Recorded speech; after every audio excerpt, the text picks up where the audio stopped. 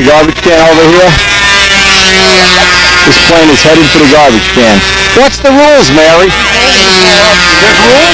They had to build these planes from orange crates on the spot. So there's no infraction of the builder to model rule. They have to go for the garbage can. 10 laps. I think I know the rules for this. Forget it.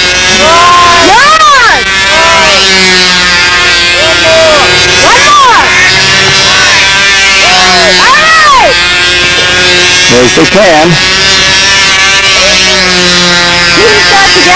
Oh! Dan the Can Band Jock. Hey! Oh, in the world of model aviation, like the population at large, there's rampant insanity. This is the Zambelli, now, anything you want to tell the world of the nice motor mounts, Bob? Are these orange crates or lemon boxes or the liberal use of kit? No, these are. Notice the fine tools they're using to make these planes. Oh, Brodak, what Brodak kit is this? The Brodak orange crate kit? This is what's known as the latest. Now, notice the antenna. We have a there's a servo inside. Yes, I see. Actually heavy duty control one.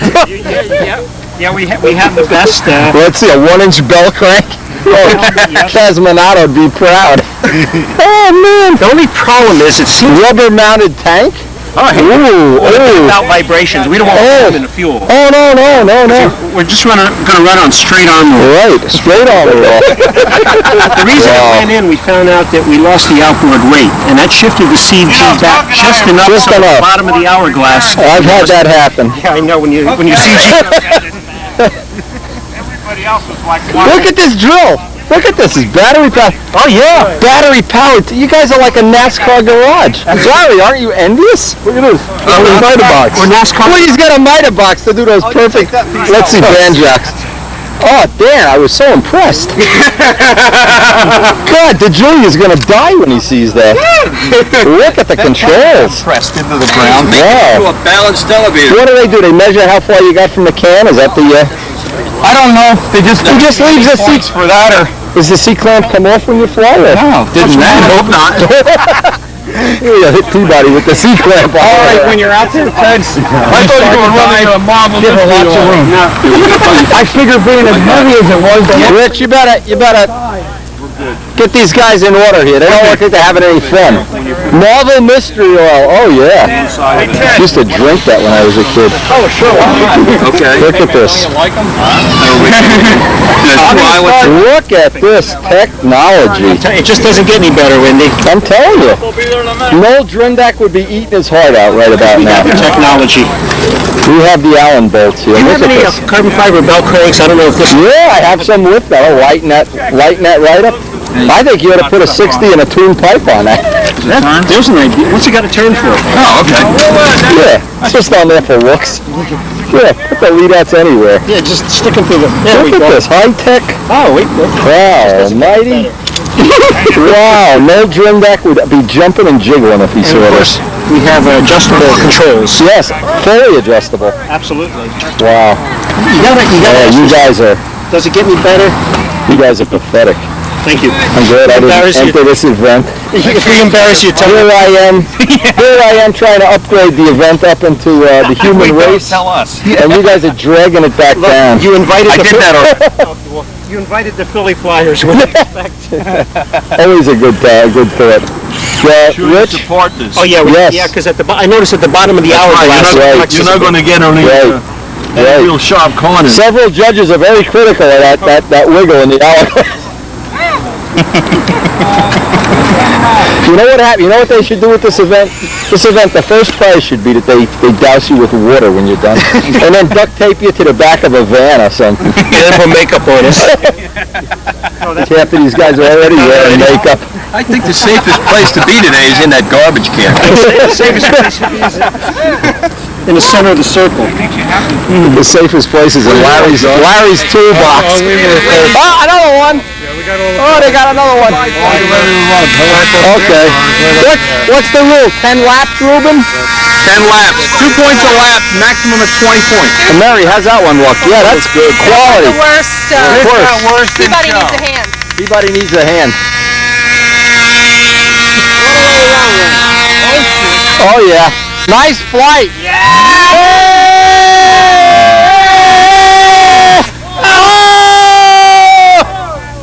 You're not going to the team trials with that play. Hey, he's stealing your thunder, Dan. Boy, Banjock's probably jealous. He built a pie slob. That's a crate slob. This is good. NASCAR here in the NASCAR garage. Look at this. All right. This would be fun to do.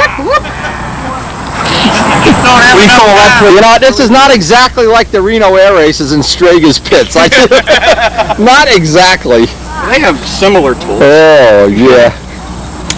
Yeah, they're similar. They're also made out of metal. Look at this. Just cuts the hinges irreverently. Oh, man. No class. That's it. Oh. Stitches out of his scalp. Yeah, take that wig right off. Look at this.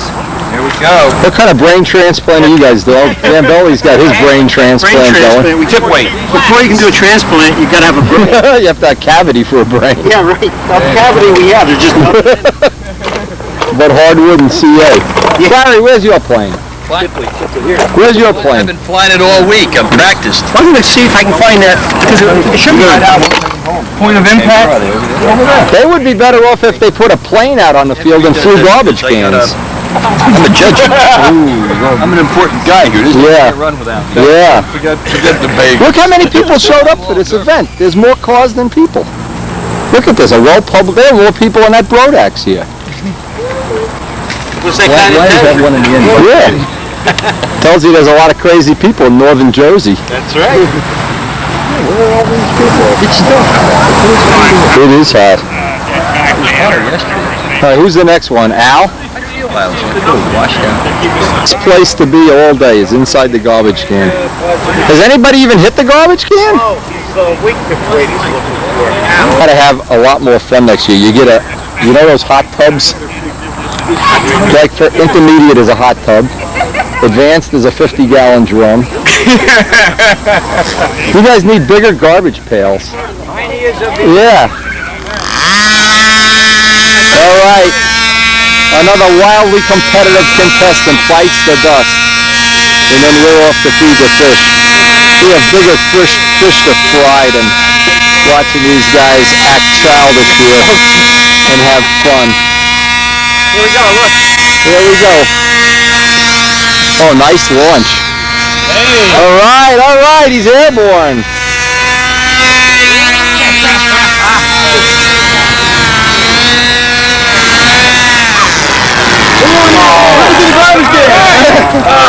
Weapon! I found a problem with mine.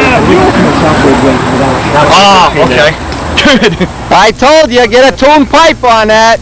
I found a problem, Wendy, with ours. A millimeter of a grain, yeah. Yeah, we go by length, and size does count. Hey, Bob, if you're a little tail heavy, I seen it on a windy video, you can wet sand the clear. Wet sand to clear off the pine. And that'll bring it right in. I was just going to Always wanted to tell you, Brings it right in. heavy, you could cut the tail off. Oh, yeah. Yeah. Wet sand to clear. No, come on. Come on. Where do you get your Mustang out here? Yeah. And you're not going to want to have solder all over the tail wheel. I'm not. I got a good place to put tail wheel. We'll do that to Palco. Right where the, oh man. Oh, you got a little hatch where it can go in? Right where the tail wheel bolts onto. Oh, yeah. Between the two gear doors. Suarez has that too. He's got a little hatch like. Okay. So nobody knows he's got tail weight except me. It's like a sunken gear well. Yeah. And the little doors come out, the little... Let's see, Mike probably won't see this, but tell him I'm up for giving him some driving lessons. Driving lessons, forget it. He had a brand new car, I mean, like, for what? Who paid for that? His parents? No, he works. He worked with his own money? They loaned him money for a car? He paid cash? Did he do any damage to the car? You know? $9,000. For a minute there, I thought... Palco you talking Yeah, about? he's okay. He's all right, but you said not for a minute there. I thought he said 9,000. My Ferrari cost me that. what kind of car was it? It was one of these little Honda. Arrest me, red Honda.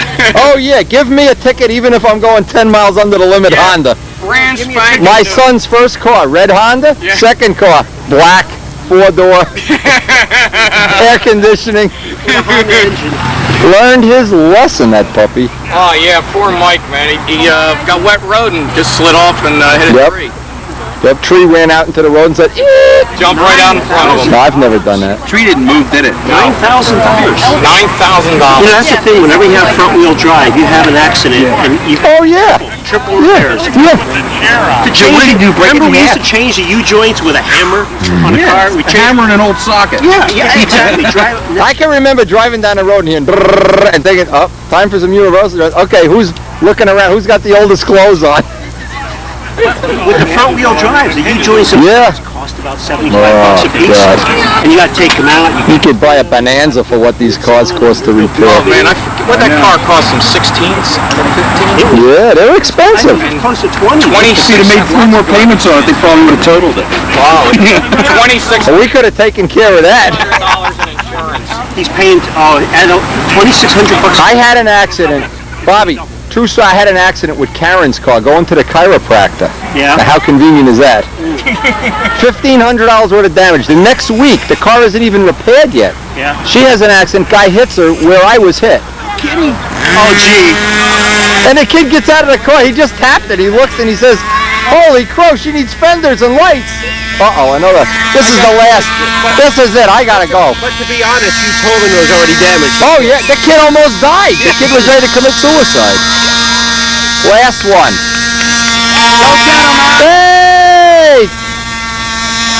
Ted falls into the garbage can on the lawn. Jimmy Doolittle would be rolling over in his grave if he saw this. Kojo would be safe if this is what we could put in the air. Oh, look at this. Doesn't get any better, does it? Nah. A sunny day at the Circle Burners. An empty garbage can, and Alan Mary. What else? Yeah. Doesn't get any better. Not much. Not unless you can get some pizza delivered. We can do that. And a ride in an AT6 for your birthday. How cool is that? How lucky are you? I am. I'm Jimmy Doolittle. That's all there is to it. For a ride in an AT6, I'd even get married. Wow. I did. Boy. Yeah, you know, It's not going to be a Mustang for me. actually, for a ride in the 247, I might do it. That could be an SR-71. Banjack, you know that video you have of a guy driving a Ferrari through Paris? Yeah. My AT6 ride looks just like that. Isn't that a neat video, Wendy? Oh! Boo! Oh, pathetic. Yeah, I got that video. Oh, man overboard! Yeah, hit the guy on crutches for 2 extra points. He's laying on the ground. Now we can get a little more testing done today. I have 2 pipes I want to compare from our prototype series, and I want to get some really, really good numbers on them. Again, when you have one of these days where it's just really a no-flying day, this is a good day to do this kind of comparison test. This is the pipe I used at the Brodak meet, and this was a real nice, friendly pipe. I was real happy with this one. But now we have the new prototype ones that are under 40 grams, and I want to do some comparison back and forth at various pipe lengths. Compare them both at 18, 17 and a half, 17, 16 and a half. Just get a range of where this is going to be as friendly as it possibly can be. And it also, one of the factors here is that sometimes when you get a pipe that runs real nice, or it makes the most power, what happens, you go in on a needle and it'll just go to some RPM rich, and it'll just want to shut the engine off. And then you'll get to the lean side, and when it starts to go lean, it'll just take off like a raped ape. Well, we don't want either one of those. And what I found is the answer to softening that up is get the pipe length right a little bit longer than where it's making the maximum power. Now in this case, by going back and forth with this, I'm making the maximum power at about 17, let's say, just to make a number up. But if I go to 17 and a quarter, 17 and a half, I don't get that surge where when I turn the needle, it'll just surge lean. And I also don't get that the same thing happening where when I richen it up, it'll just get to some RPM and it'll just and shut right off. So comparing pipes back to back on the same day under the same conditions, this is really the only way I know that you can do this kind of legitimate testing anyway. And we're certainly not losing a flying day. And I know this pipe was real friendly, so what I'm trying to accomplish, this pipe is a lot heavier than this one. Well, I don't want to carry around an extra ounce of pipe if I don't have to either. You can see how thick wall this one was relative to these. These are real thin wall. And this is where you just need to have all your junk at the field. It seems like you never have enough tune pipe stuff. It's just unbelievable.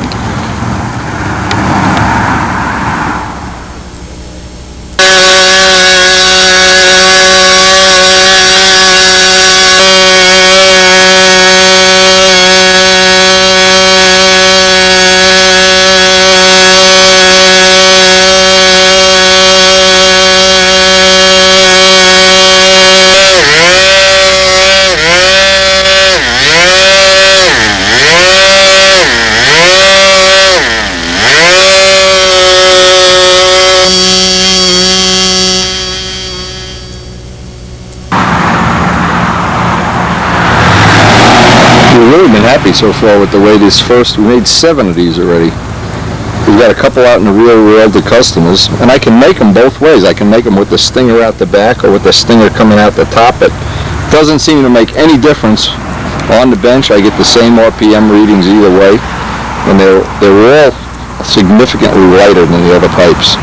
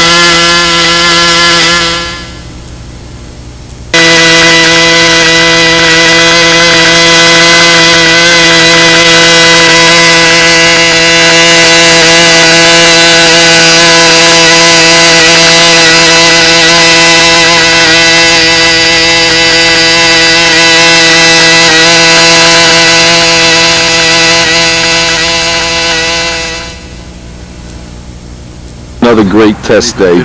Bites the dust. When are we going to see that ballerina fly? Tomorrow? You bringing up the field tomorrow? All right, we want to see. He's got a trim problem with the ballerina. Not unsolvable, that's for sure. We'll be up here early. Well, we're learning a lot about the pipe so far, but it's good to really get done from a greasy, filthy day up there. Get everything cleaned up. We're hoping tomorrow's going to be a flying day. The field is back to being usable. Hey, time to feed the fish. Well, it looks like we've achieved some level of success with this first run of pipes. But we will be doing an ongoing program of making them better and better, lighter and lighter, possibly even more and more friendly to use.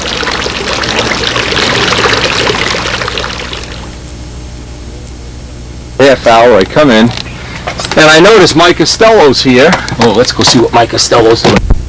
Now you got the 60 size, you got Al Rabe's plans. Mike's sitting falling in love with the P51 here. Those are the planes that Al Rabe sent me, the plans. You know what I'd like to do is take these plans. You think Hampshire can take these plans and scale them up to that size? I don't know if he's got that capability. Does he got the capability to do that? Who might have the capability is Jimmy D. Ask him if he could scale these up to, you know, the size of this. Really, the size of this is. Or just need some kind of a reference point, like a nose length or something. We'll take the both plans. We have more copies of that. I just would like to get all his detailing on here and everything. Now, I guess everybody knows by now that Miss Ashley, the plane in this picture, this is Miss Ashley, by the way, crashed and killed Gary Rabbits. And this is one of the only pictures we still have, a good picture of Miss Ashley. But Joe has already contacted Lear, gotten all the drawings for the wing ribs, done the wing in scale, Done the wing with a Pattern Master airfoil. He's done this one with a Pattern Master and done one with an Al Rabe airfoil. Done the top view on a CAD cam. I'll bet Adamusco put in 100 hours on this already. So we got these little versions, P51 versions to work with. I don't even know how many drawings. There must be 25, 30 drawings here. But that P51, that is some project. I mean, I don't know that it might even be better than the Spitfire. I don't know. Spitfire is a hard plane to build. This relative to a Spitfire is probably half the work. But it's still nice. So what do you think, P51 King? Count me in. Count me in. Order the pizza. Oh, I like it. General Champ is very interested if we start doing up a molded fuselage shell. These drawings and all the stuff we got from Al Rabe already. Wow, this just makes it special. Yep. Yeah. Yep. And part of it is if Al gets to be part of this, he'll get excited about it too. I know it'll be a lot of fun. It'll be a great little project. Where's Al live? Can he commute to our set? Dallas. Oh, great. Just send him a token for the New York subway. He'll come up. Oh man, Mustangs coming soon. Done. Now just picture this. Here we go. I don't know. Hey, stay tuned. It's going to be a wonderful building season. Even if Mike Costello doesn't build a Raid Mustang. Cool project, though. Cool. I know we've seen this on video before, especially on the Bird Eye videos, but this is Gerald Champ's P51 fuselage that he donated to our Make a Carbon Fiber Body Fund. And boy, he did some beautiful work on this. The rudder, the tail, even the spinners in here. Kind of like this. Even the tail is done. Flat tail. Anyway, Mike Costello's over here. I'm trying to get him psyched up. What do you got here, Mike? Corsair. Oh, this is one of those RC Combat guys. Just 1/12 scale? Yeah, I'm going to try to see if I can adapt it for a Navy carrier. Hey, it's a tough life being out here, believe me. Sitting in the shade, drinking Coca-Cola. Look at this guy. Feeding the fish. This is absolutely... Let's see the cowling. What do they mold it at? ABS? ABS plastic. Yeah, okay. But that's appropriate for this kind of a plane. All right, cool. If you don't like to use this for a cowling, you can make a little dog food bowl out of that for poopsie. Where's the plans? I haven't seen the plans for this yet. They were selling these out at the Nats when we were videotaping this event. This is the new Pica. Yeah. Where do they make these? In Florida? No, it's all laser cut. Beautiful. All right, let's check it out. Laser cut plywood. Laser cut everything. Let me see the plans. The plans tell it all, of course. Do they make a P51? Sure they do. Definitely. Oh, why don't you buy the P51? Because it's only 36. Traitor. It's only 36 inches, and I wanted as much. Oh, boo! Come on. Oh, this is for carrier. You're talking about. Well, the real ones don't use landing gear, you know. This doesn't have. They just land on the grass on the belly. This doesn't have gear. I'm going to have to adapt the gear to it. It's going to be interesting. Yeah, this all goes together, laser cut. These things really fly. What motors do they put in here? I think 20. 21s? 20, 21. Combat ready. Yeah, these are on the Nats videos. You can see these. They fly 7 at once. All right, it's 300 square inches of wing.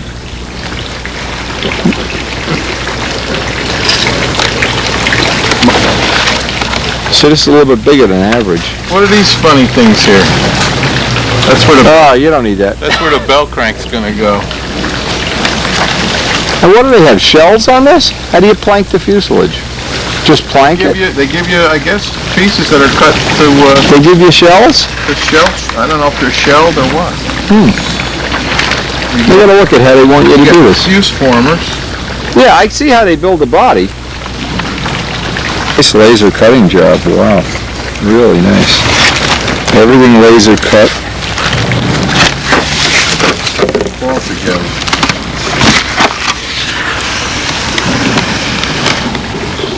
1/8 inch. 1/8 inch? I'd be putting some carbon fiber on that. I think they're probably made out of light ply.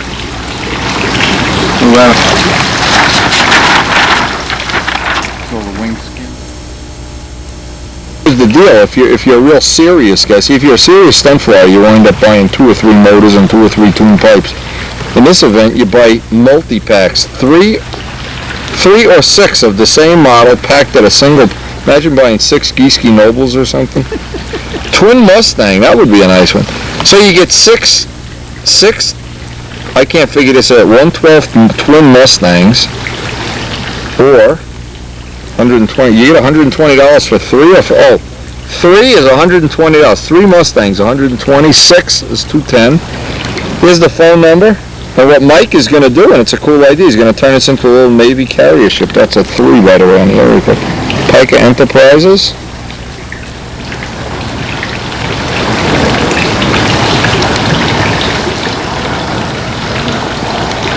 I would think in the world of, Navy carrier, this would be a great, Mike's setting the trend, as always. We don't care if we win or not. That's a good trend. I like that trend. Margaritaville, that's the trend. Look at this. Nice building thing. Similar to John Brodak's with very complete directions.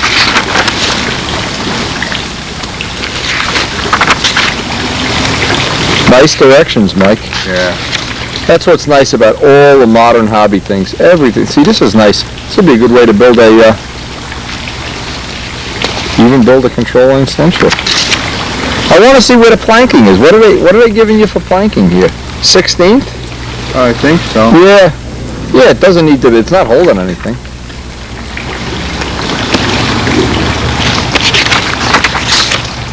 See, now I'll have to put a plywood doubler on that wing spar up to where the gear is supposed to be.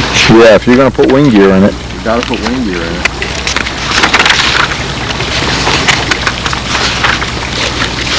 The Twin Mustang looks cool.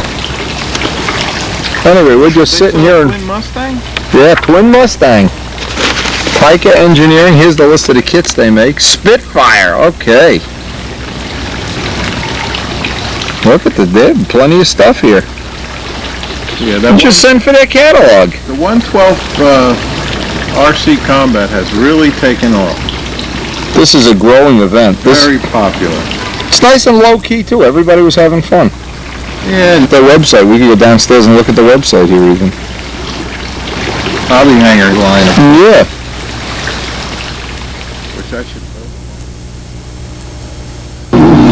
Now that's the key to getting up nice and early in the morning, getting out here with all the motors and parts and pipes and everything. We got a whole handful of these pipes to test today.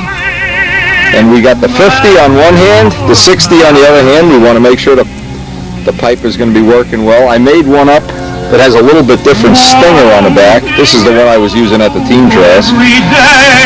I want to have the base is the same, but the baffling is the same, but the back is different. So I'll have 2 choices. It looks like the guys are already out there flying already. Huh. We already got one Strega flying back there. So first thing we want to do, we want to try it on the 60. And it's real important that I do every step of this very methodically and take notes on everything. Because this is going to be probably the last couple of weeks of flying, and then we're going to go into full building mode.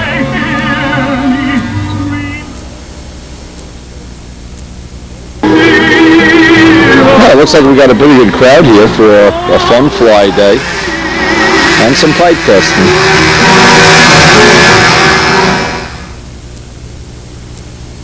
This guy, John Brodak's got one of these. Boy, you guys really get together. Pretty cool. What are you going for, yellow? 22. What is this, a 22 Augie? Yeah. He's got pretty similar plane. Real nice, too. The hurricane fucked me up. Otherwise, I would have went fishing, you know.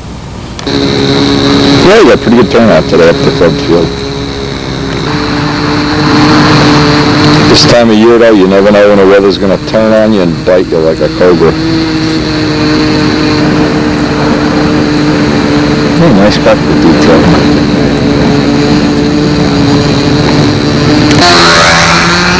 And a world of stragers here. Anyway, boy, we were really sad to hear about Miss Ashley crashing, and poor old Gary Evans, boy.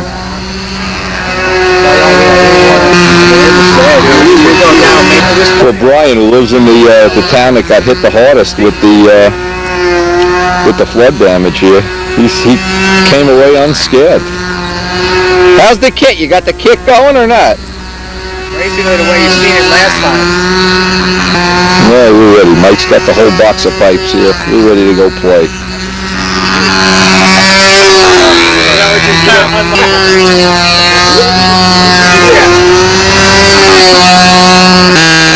Now what we're doing, we're testing one of the bubble jet tanks.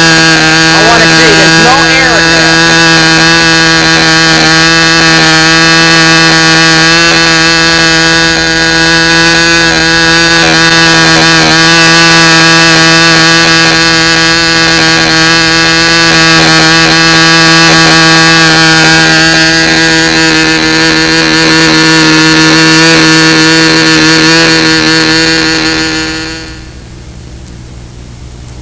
Interested in trying this. This came from Dub Jet. George gave me this, George Aldrich. And one of the things we were trying to figure out, we looked, the through line stays really clear for the whole run. And the shutoff is a little different than a normal tank. It just goes and shuts off. So yeah, where I could picture this might be a real big help is if you, well, I know we're all having, I've seen at the team trials even, people having these crazy things where the tune pipes won't shut off at the end of the run. That typically happens when you run the motor too lean. It just will just keep picking up little drops of fuel and running and running and running. Many people did have trouble meeting that 7-minute time. This might be one of the things, and we're going to work on this more, put it in a real plane. This certainly looks like it has some kind of future. Maybe even if you have a Fox 35 that's got a vibration problem, this will be worth trying. We'll be looking forward to working with this more in the future.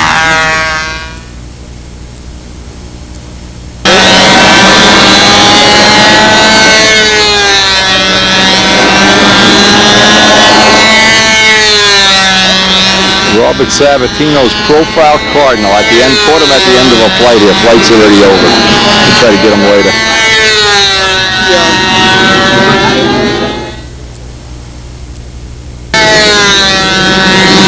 What makes coming to the club feel worthwhile? Rich Jacobone's private cooler. Anybody got a big ink marker? Let's write something on his cooler. Where's an ink marker? Wait a minute. Wait, what do you suggest we do with the paper? Leave it alone. You're messing with my free bagel supply. Now just knock it off. Get a pen. We don't want to hear it. No, don't. Now look, we got a man. See, Rich was one of these guys. When we had the cleanup day, doesn't show up, comes up with this bedwetting excuse.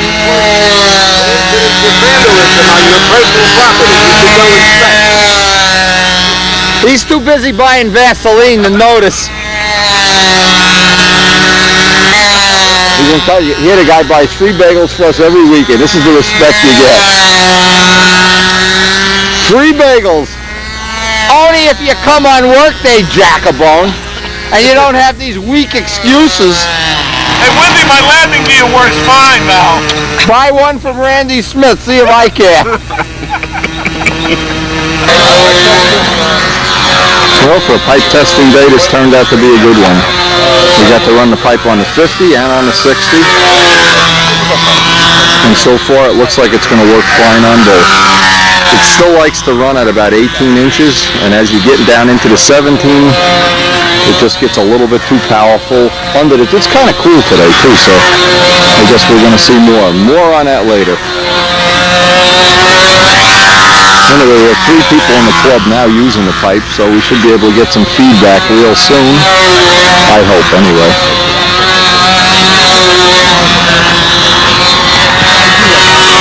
And Mike should have his new cardinal done. Hey, let's hope before the winter's here, anyway.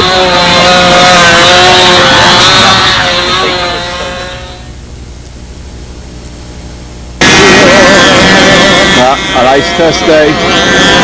Hope we've learned something we can put to use in the future.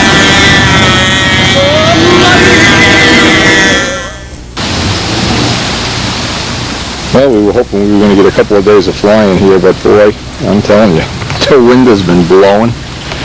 And this is the time of year. Oops, look who's in my garden. Hey. Hey, little Frajewski, what's he doing in my garden? Hey. The other night, old Rocky the raccoon was out here. I don't know. These little guys. It's that time of year. They're all hiding their peanuts and hiding their glow plugs and everything. Anyway, it's been a wonderful summer, and we are really at the tail end of what should be or could be or is the summer here. And I hope for all the people that have been on board with their subscription for this year and with all the videos we've tried to cover the wonderful world of control line stunt from every angle. And we've really had a lot of fun doing it. We hope you'll be joining us too for the next year, the upcoming season. The flowers are at the end of their cycle, and like everything in life that has a cycle, we're at the end of this part of it. And I know there's some cool stuff in today's mail. And we have just had a lot of development time go into these carbon fiber bell cranks, and we have our little production line going. One of the things we've had extreme luck with, this is solid Teflon, the mandrel material that we've made the tune pipes from. And we've even managed to do one of the things that I wanted to do was get a little bit of a curve in that front part of the pipe so it would go up over the wing. We've had about, I think we're up to 7 that we have out there running right now. We've had one failure, one that I really made too thin, and one that, I won't mention any names, but somebody overzealously tightened a zip tie on it. Had a lot of good luck, and we got a lot of photos in today's mail. We're at that time of year where we're going to be cleaning up the shop here, getting ready to build. We have a all marble tabletop that we're going to be making a wing jig on real soon. Let me get into the mail and see what's in today's mail.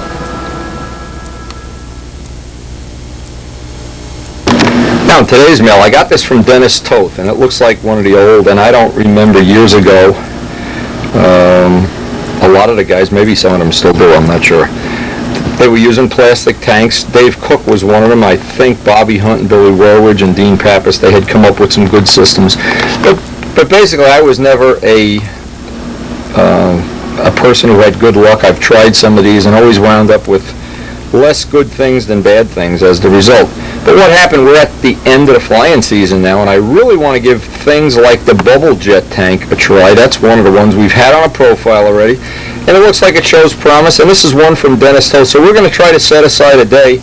After this last contest of the year, we're going to set aside a tank testing day. And I'm going to try to get maybe Strega, I don't even know, and just put all of these tanks that I've never had in a plane in to see what, if any, benefits we can get from them. Certainly some of them, other people have had good luck with these.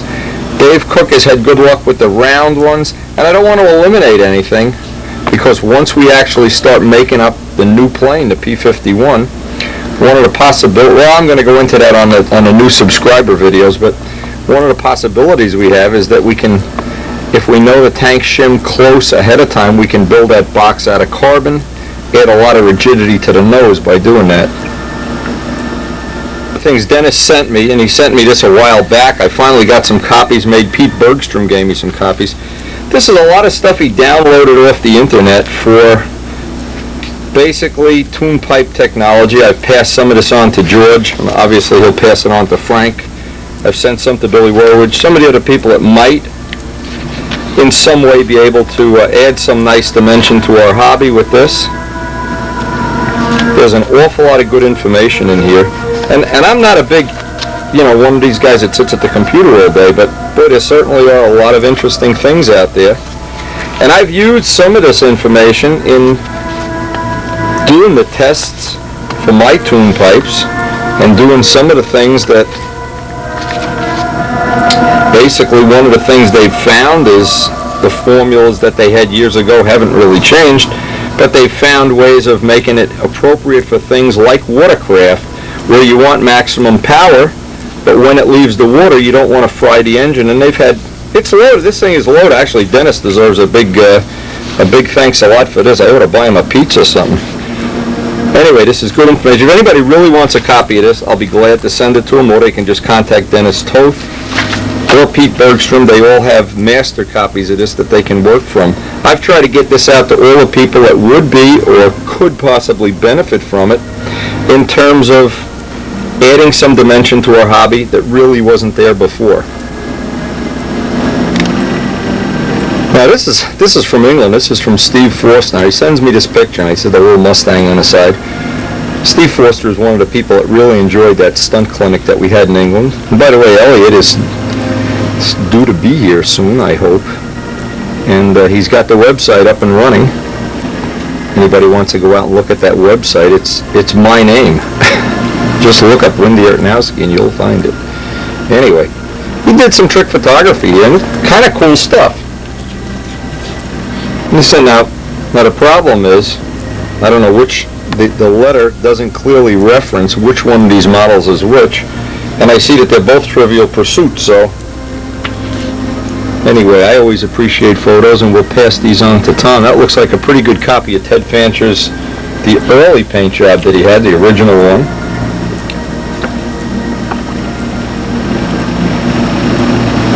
I always liked that.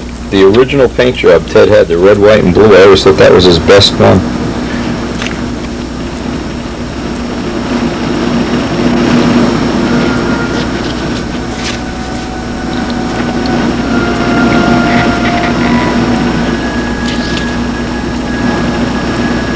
Nice wheel pants. I'm just looking at the wheel pants here. Nice exhaust. Well, Ted always had the really elaborate cowlings.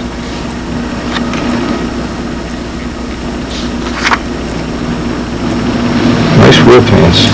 One of the things we're going to be doing over the winter, by the way, is making up some molds once we finalize the shape that we want.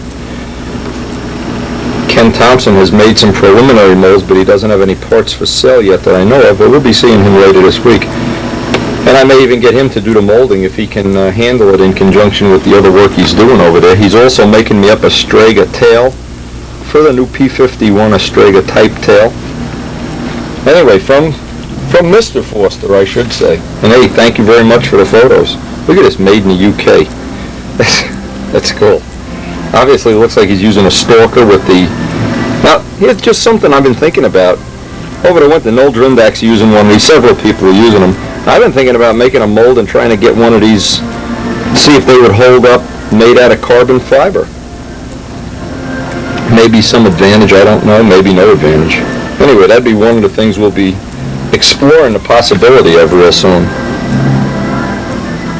A nice set of photos, I'll run these by. These are from Dave Adelman, and these are from the Mass Cup. These are a personal set of photos he's taken, and I'll pass these on to Tom, of course.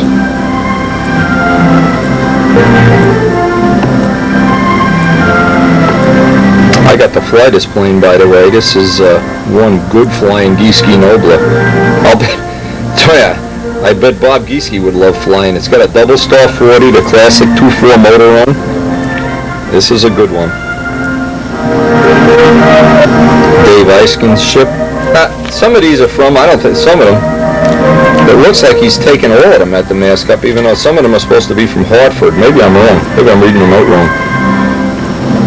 This is a plane you have to see to believe. This is Aaron Steen's little half-A Prowler. This, if there ever was like a world championship for half-A, this would definitely win. I think it would. I flew this. This flies in the wind. It flies so good it's unbelievable.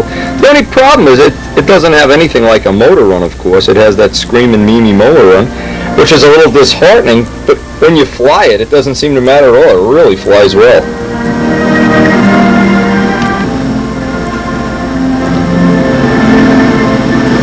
One of the planes that crashed up there. There were several crashes, by the way, up there at the Mass Cup. This is Dave Adelman's plane back here. By the way, this was at one time one of Jim Casale's planes that Steve Busso had done a custom paint job, custom paint layout on. There's our good friend Jack Petrolia, who's going to the World Championships on the World Scale team. Notice how he made the stripe for the Aries go right across, painted the gas tank and everything. Very, very good. Very good. Good builder. He's on the World Scale team. Good builder, yeah. Jack, we're impressed. And he has about 10 Aries. Each one has a number, so like we're not supposed to notice his number 2 or anything, but I noticed there's one says 5, one says 38, 52. He has a lot of Aries. He loves the Aries. Hey, everybody likes the Aries.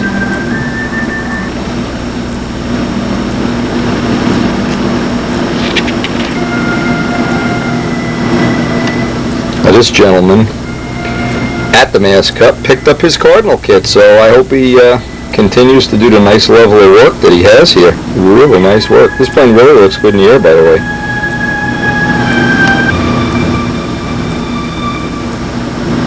The concourse winner, Dick Carvel's Sherry. Bruce Olson's plane, which is dedicated to Ron Connors. Little dedication to Ron Connors with this. A really good flying ship too. It's still new. Bruce doesn't have a lot of flights on it, but he's working into it.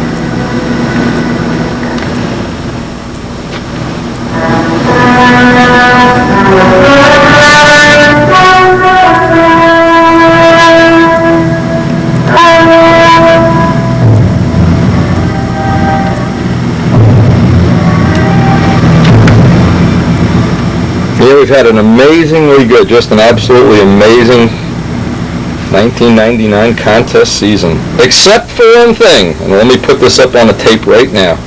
Except for one person. One person. And one of my favorite people, Dwayne Rothman. Now Dwayne, here he is looking at all these videos on how to repair things, figuring, that windy, what a dumb thing. Crashes his plane. Luckily, I'll never have to repair it. Then he picks up the handle upside down. Then I feel these lips pressed on my backside. And I hear, hi Wendy. Wendy, you want to come down to the table? Wendy, would you fix my plane? Here he is. He's just gotten off his knees. He was hugging and kissing me. Wendy, fix my plane, fix my plane. Then he says, oh, take some pictures of my plane when it's crashed. Put them in Stunt News. Nobody will believe that I fixed it. And it looks brand new when I'm done. Dwayne, I don't care what Rudy Rybeck says about you. See, Dwayne goes to bed at night thinking he's Paul Walker. He tries to make the plane look like Paul Walker's plane, which obviously Dwayne, picking up spend some time painting the top of the handle pink instead of the plane. Anyway, Dwayne, we love you. I hope this gets back together. I hope we're going to see you at the Circle Burner meet. I know it's well on its way to being fixed, and we did get some of it spliced back together up there.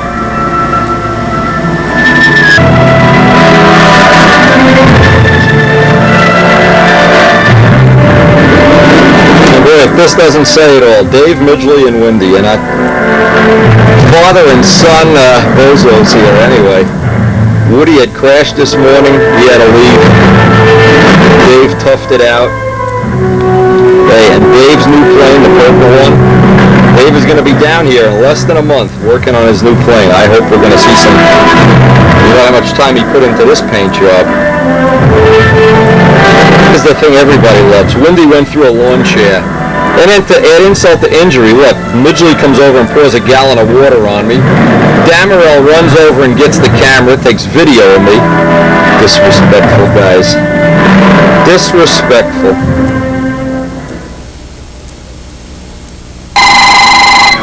Hey, listen, the phone rings. Even when I'm doing Ryan Now's photo. Let me get the phone. Again, here's the other photo from Ryan Now that the crew working on repairing poor Ryan when he crashed. Anyway, Ryan, I'll send these in to Tom Morris, and I know Tom will publish them, so hey, thanks for all the photos. And get back down to the shop and get some work done today.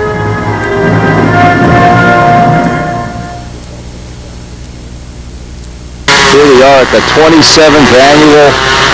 This is week 1 of the Circle Burner Old Time Stunt. I don't even know what this is today. We're only going to be here about an hour because we have work to do on our rental property, but I figured I'd come and see who's doing what to whom. See what's going on over here. Oh, I see Andy with the trucker.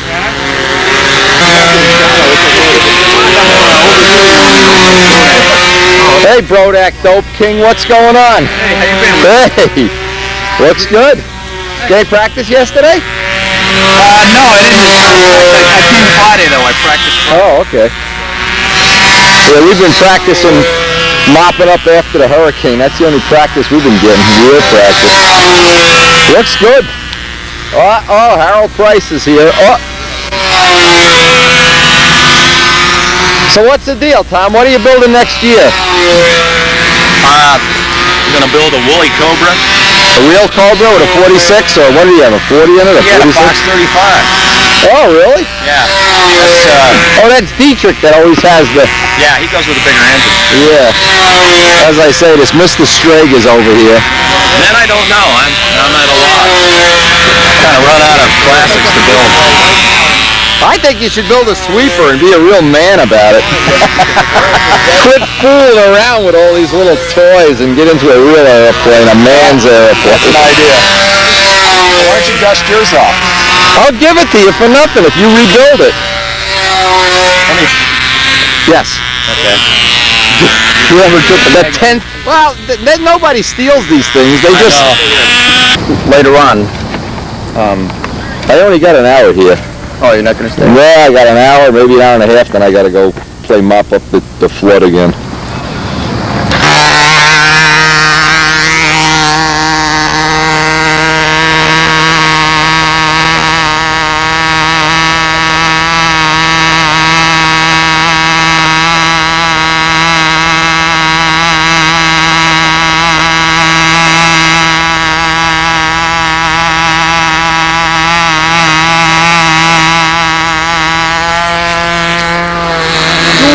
Tom McLean from who knows where, Virginia, with his Harold Price replica.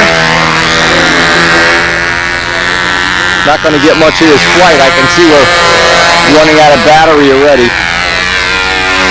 This is what happens when you spend half your life doing things other than modeling. Little details like charging the battery go unattended. Anyway. We're still in the middle of, we're not going to be able to stay long. We're still in the middle of this massive cleanup of debris that's over at the flood damaged property. Not a very pleasant picture. And let me tell you something, when raw sewage backs up into your home, it doesn't go away in one afternoon either. It's really not a pleasant thing. I don't know. That's the way it is when you live around here. Anyway, love to see this old Harold Price deal going on. Phil Hummel is building a Valkyrie, which is a variant of the same wing and tail. Hope we're going to get some pictures of that soon. And we've already got our wood order placed, so I would assume sometime this week, if the gods are with us, we're going to have about 300 sheets of wood to weigh, and we're going to start cutting ribs for our P-51. Going to make up all new templates with the Alrabe airfoil. Joe Adamusco has supplied us with a real accurate set of drawings. And I'm guessing, hey, next week is the last contest. We're going to be building full time. We're not going to get this whole flight, I don't think, on tape. But Tom, I'm sorry, the battery is governing my life here. Anyway, Danny Banjack's here, and he's well on the way to having his P-51 finished, the Bob Hunt design. So next year may be a real interesting year. We've heard through the grapevine that Alrabe is active. Some Fox, huh? Yeah, sounds good.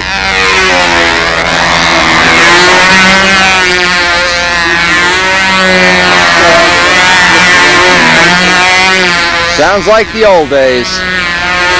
Wendy, do you have a website? A what? Yeah.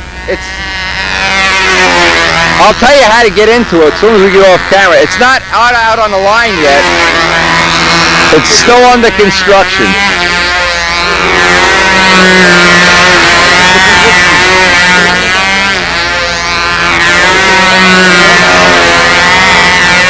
Still working on this website. It's extremely long time in coming, but boy, when you get to see it, I hope it's going to be well worth it. A lot of people have put a lot of effort into it. Just hope it's going to be good for the hobby, generate some business, generate some interest in the event. Is it an animated one? I don't know how to describe it, but it's pretty intense. And there's a photo album on it. You give me some pictures of your plane, I'll put you out on the website. What do I care? You use Brodac dope, you're okay. I even built cardinal pits. Yeah, hey. It looks really cool. I mean, I'm not big on that stuff, but we've been paging through it, and it looks really intense. It's amazing how much time you can spend on a computer. 2.5 hours is nothing on that. If you buy a computer, you pretty much can kiss your modeling career in half. If you build a plane every year and you buy a computer, you'll build one every 2 years. There's no way you can get around it. Look at this, we made it to the end of the flight. On the plane.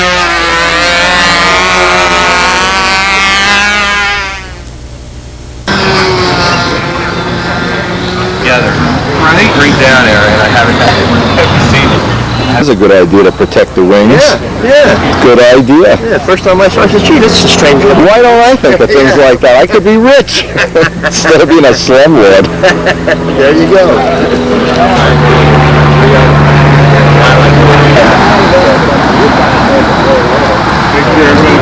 What a day, huh, Mike? Whoa, what a beautiful... Get one like this next week. Yeah. Danny Banjak's little 4-stroke. Oh, little, I know what size it is. 20, FS20. I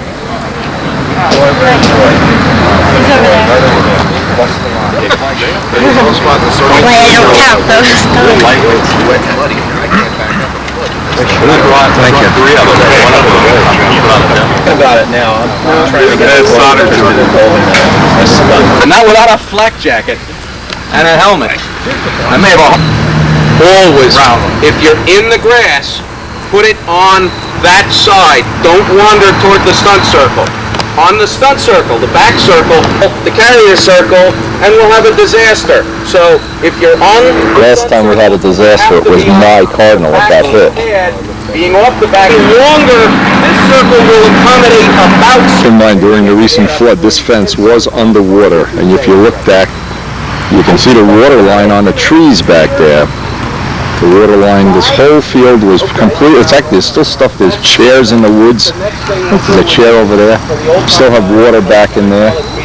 But there's good news. We also have just got the lead on getting a new field in Palisades Park, and that may be coming before the end of the year. The outsides, you Now can here's our club president, Ray Wood. He's figured a great way to save money. Rather than getting a real shoe, okay? see, instead of spending money on shoes, to be able to buy more tuned pipes, look what he does. He's got duct tape holding his, used to be a foot, I don't know, what do you have, a broken foot or a cow ran over, his ankle's broken? Duct tape. There's the answer to all of life's problems from Brian Kiefer to broken feet. Duct tape. It's not. They're the 52 AMA rules. Unbelievable. We just imported them. GSC Club President Ray Wood. Is if you read the text. That is in good taste, Roy. Sides. Buzz, Look at the picture. do me a favor. It's Send this guy a shoe. 90 degrees wide. I'm gonna pull apart the Lark and taking the engine out. This one flies better than the Lark? Oh yeah, big difference. Now, what exactly did you do to this engine? What's the big trick engine deal here? Took a little bit of material off the top of the sleeve so it doesn't bind. Okay, that's what Dixon was doing, basically? He has some kind of a modification for that. And I opened up the Venturi to a 320. 320? Yeah. Well, you got That's bigger than my Jet 60. But you got the Super Tiger needle valve in Yeah, right. So it takes up more than a Fox 35 would. Oh, yeah. Yeah, it's 156, I think. It's big, anyway. You have the battery, Rich, still? Yeah. Anyway, one of the original Brodac dope, Brodac dope test plane here. It's easy. If I can do it, anybody can. That's what we say about Jacobone. That's filled with silver paint. We did the silver filler thing? Yeah, I did 3 sandouts on it. With the 1200.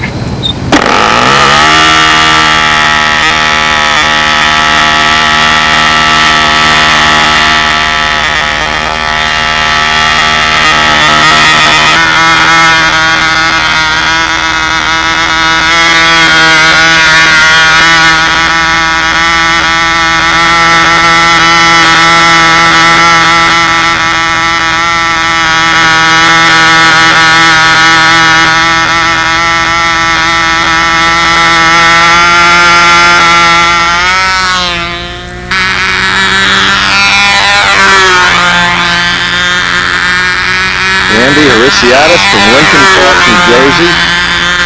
Back in the hobby.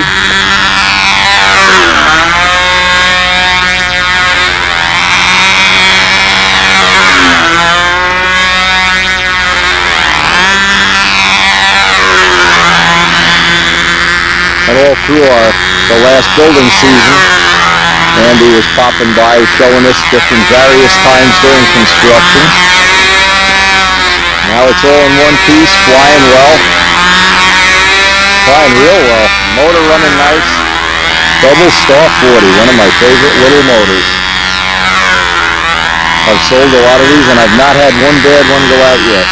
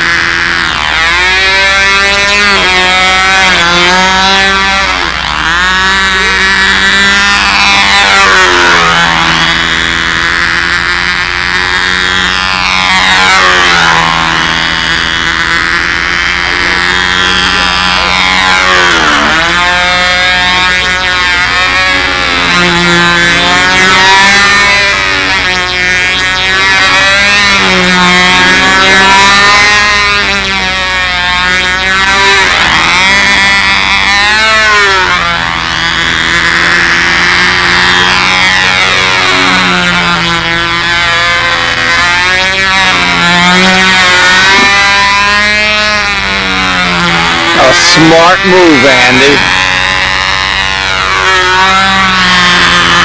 Big Venturis use a lot of fuel, baby. Never take a chance.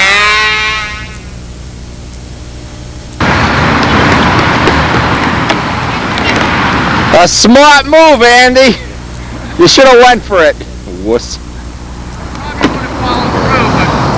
Yeah, you can run. You're young. We wanted a magic moment on the video. Yeah, that was going to be in the world's funniest video if you went for that, baby.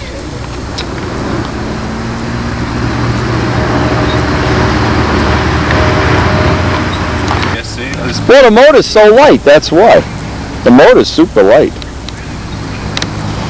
Spent a little too much time on the ground adjusting it. You were fooling on the ground, yeah. Yeah. But that motor runs nice though. That's a honey. You should go into motor reworking business. No thanks. This is a Fox. Why do you? How much lead do you have on the tail? You know, you can put a carbon backplate. You won't need all that lead on the tail. Yeah, wherever I Some can of save weight. Get rid of the weight on it. I can get you a lighter muffler than that too. That's not the lightest muffler there is. I got one that weighs half of that amount. All right, sure, that would help. Come over to the house and get rid of some of that nose weight. That's all you need to do. You know, that lead on the tail kills it. That's a killer. On the Lark that I have sitting at home, Yeah. I'm taking the K and B out of there. Put a double I'm star? gonna put something, a double star, something light in there, then I can take the tail weight out. Right now that thing, and I'm gonna go to what you said. I'm gonna put a trim tab on the wing. Yeah. And I'm gonna take the tweak out of the flaps. Right. It's got some kind of funny thing up there. Tweaking the flaps never works for me. I don't know. Other guys it works, not me though. Flip that over. I want to get a close up where the nose is. That motor runs really strong. Wow. Yeah, I know. Well, you got a tongue muffler. That's part of it too. Now that's a 312. Yeah. See, that's part of it too. You got plenty of opening. Never choke it all down to nothing. At Brodax, it was overheating, so I drilled the heck out of it in his workshop. Yeah, just drill it out. Now that's good. Plenty of cooling holes. Yeah, you could get a back plate carbon. You can get an aluminum screw. That's another thing. And plus the actual nut that holds it on, I can get aluminum. Aluminum. Yeah. Make your own. Yeah, Make your own. It's a hex stock. Yeah. We finally get to see the ballerina fly. Well, you still got the 40 in there, Mike? Yeah.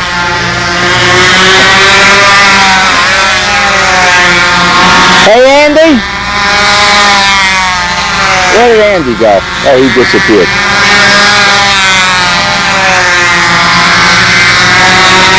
Still in the process of being trimmed, Mike Costella's Spirit of 64 winning ballerina. Many times Mike would be over in the course of the winter on our subscriber videos. We've seen this when it didn't have wing ribs, had wing ribs, in tissue, in silver, in paint, in who knows what. And I hope today we're going to finally get to see it fly if we don't have to leave soon. We're closing in on our time we have to leave though.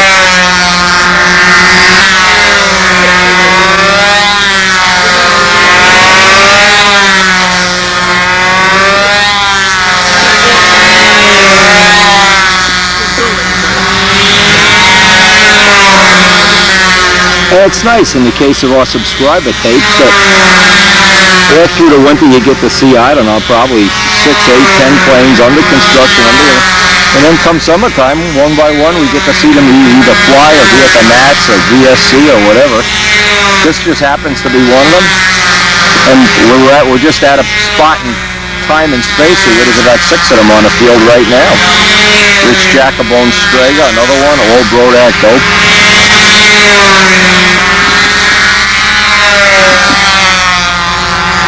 You're the one that was talking about how you need that Chem-A fuel improves the double... The Power Master? The double star performance. I think pretty much everybody in the club's using Power Master here. We've got them all converted over. All using GMA. Well, it's only the other just, well... I don't know anybody that's not using Tom it. told In me... fact, they're all using it. Tom told me what prop to use.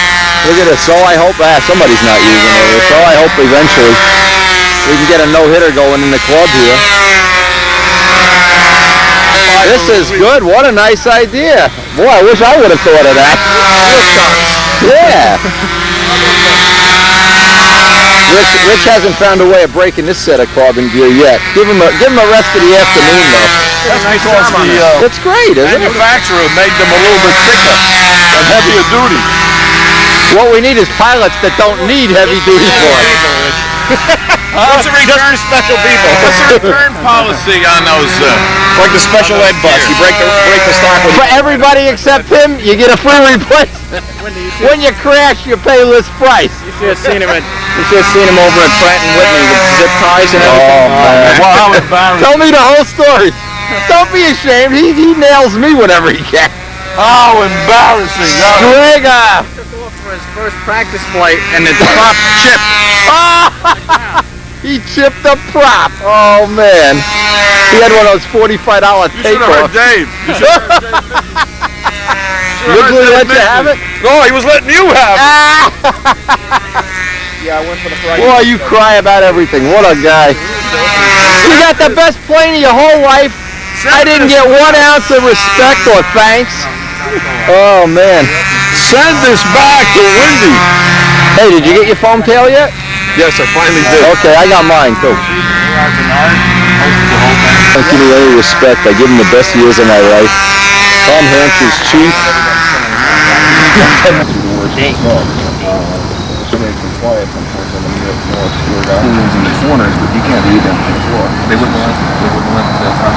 After watching Andy's flight, it seems like it's a little overpowering and it's running a little shy on fuel. What we're going to do is put a head gasket in here. And I want to see what Andy's done to this motor. This really is a good running double star. Andy, of course, is a machinist by trade, so you would expect it's no problem for him to do these kind of things. This and a new double star, this will not push the sleeve out. Right, okay.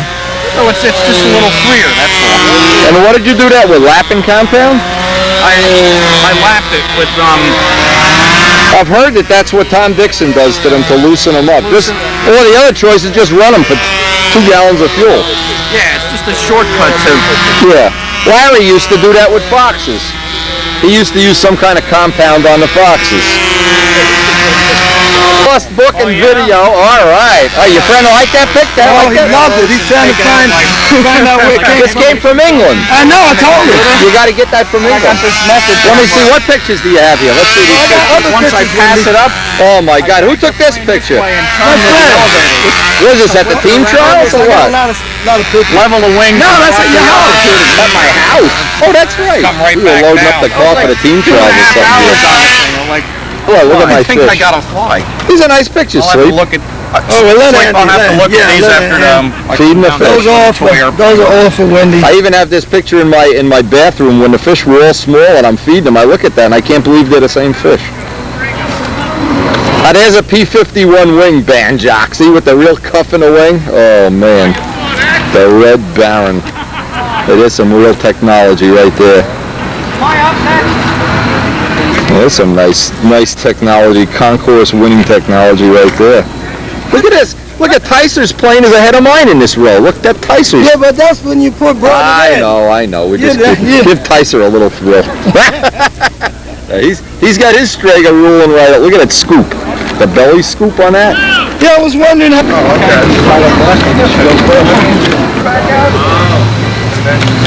I remember Bob Barron when. You were hot stuff. I mean, you're good now, but you were hot stuff when you were a junior. We're not that good. We thought. What is He's good now, but he was really, really nonsense good. talk is that? He was really, really Wow, good. look at these pictures. Whatever you want with him. Those are yours.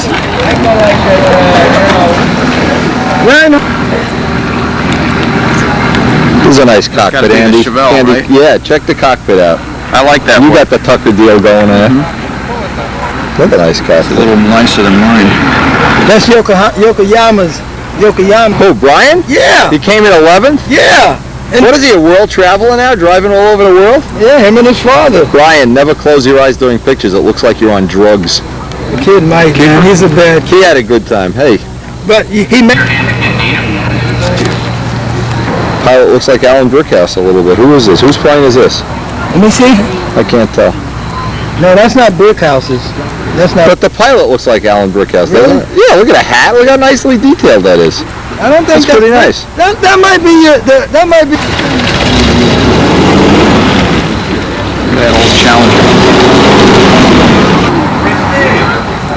Bob McDonald cockpit detail.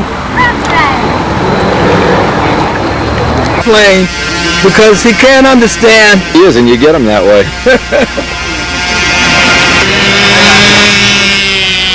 Day. I'm telling you. This is the guy that beats me. Then he gives me a neck massage. As if it isn't humiliating enough to get beat to death in a walker flyer. Good flyer, Yokohama. I I know that guy. It's Danny Banjak flying a 24-stroke of all things. Knew enough to come out of that.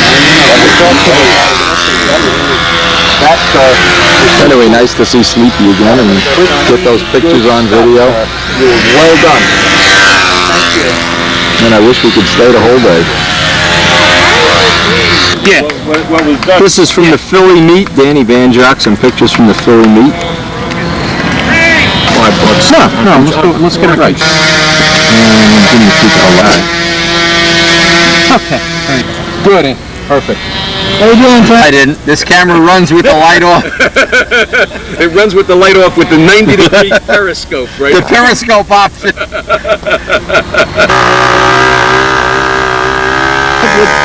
The Moon Brothers. Oh yeah, the Moon Brothers. These are from the Nats. Hey, how you doing? All right. How you making out? Hey, Banjak! Banjak! Planes what? Right there, he's taking pictures of your plane. You giving me those pictures? Are you sure? Let's see how. So you guys really know how to hurt a guy when he's trying to learn the pattern. Holy mackerel. Mean guys. What meanies. No mercy. We're gonna miss them all, Jack of all these. All right. Yeah. There must be plenty on here. Okay, this is the lightweight handle. Okay. This is the lightweight, That's great. okay, fully adjustable. Right, that's good. That's good. We should use that in the B-2 bombers from now on. This is Real lightweight. Carbon fiber. Just the line spacing Yeah. and the setback. This is one of the new and great Cox handles. Today Wow. for you only for. Wow. This is I wouldn't want to be flying the big flight streak with that. Holy shit, yeah. Not exactly fully loaded with carbon, huh? Not exactly. A little light on the carbon. That's a good. It'll probably last longer than the airplane. We could rip them. Now these are Banjak's pictures? What the hell is he in a real plane here? There's Banjak going for a plane ride, getting ready to chuck his groceries out the back door here. Yeah, those are there too, see? Danny, did you get sick during this ride? Yeah, I knew those No, I was fine. Don't listen to what anything Sleepy says. I don't believe it. I heard you chuck your groceries out the door here. He's got them all mixed up. Those are yours. That's terrific, but there's a roll of soap. Well, this is at the Nats you took this or where? Yeah, right at the Nats, that little field next door. Oh, wow. We've been up there in a Chairman, the Pitch Special, and finally got a ride in one of my favorite The airplanes. Cub is the best. The Cub is the Clip wing. He's trying to find his lunch on the floor of the plane. Oh, he did a loop. Oh, how come Wendy didn't get sick during his AT6 ride? Danny, I did get sick. I just was tough. I didn't show it on camera. If anybody hasn't seen me totally go to pieces in that AT6 ride, just let me know and I'll get you a free copy. For this, what's the caption for this? Yeah, I had a bologna sandwich before I went for this ride. Now, where do you think the bologna sandwich is? Under my seat. He didn't almost fit. You was kind of. Yeah, you had a big ass, man, Jack. That's a tiny airplane. Why didn't somebody tell you your ass was that big? It was tight. And the shoulders too. Danny, at the Mass Cup, I sat on a chair and went through the chair. This is what I look like. I'll get him. Oh, all right, fat ass in there, Banjak. No, look at a shoehorn to get That you in plane's there. rough getting in. And No kidding. see, the pedals are on the side of the front seat. And I had a hard time getting my feet on the side between the fuselage and the seat. It's so tiny. Oh, man. He said people in the 30s were smaller. I can't believe Yeah, they didn't have any money for pizza. That's why they were didn't have any money smaller. for shoes. In the Middle Ages, all these suits of armor are made for guys the size of Sleepy. Yeah. Smaller than me. Smaller than you. Smaller, but they were built like Arnold Schwarzenegger. But there's no... The only guys that were fat were the Kings because they could eat all day, you know? Eat pizza all day. I mean, you ever pick up one of them broadswords? They're pretty big. And here's the caption for Palco. How come they let Palco sit in the back? I don't know what he's got now. How come they let Palco sit in the back? He's smaller? No, that's where I sat in the back. Oh, you fly from the front on a J3? Yeah, I think when they're, I guess so the pilot can see better. On a Citabria, I always got to sit in the front, man. That was, Okay. oh yeah. Because the nose could fit in the back. And here's what the guy said. you He's know giving what? me the parachute lessons, and he says, the top thing is the harness. The second thing is the chute. He says, if you jump out of the plane and you pull the wrong one first, you're a tow banner on the way in. You open a chute inside the plane, you're a tow banner as the plane goes in. Yep. I guess for liability, look at this cub, beautiful. He lands in the corn. You know how he started at Windy? Oh The yeah. magneto, they have an inertia coupling where it winds up and then think. That's how you get a magneto to work at slow speeds. Right. I know the airplane, I've worked on it in school, so I'll go up and shut the guy's landing light. 85 through a little bit. There we go. Yep, the kid becomes a bird flying into the propeller.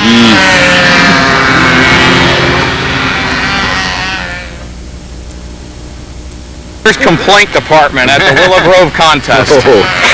Man, I'm sorry I missed that one. Oh, Windy, man. Windy, that is, We don't want to miss that next year. You wouldn't like that, Neil. It was like 115 degrees in the shade. oh, come on. What do I care? I'm from Florida.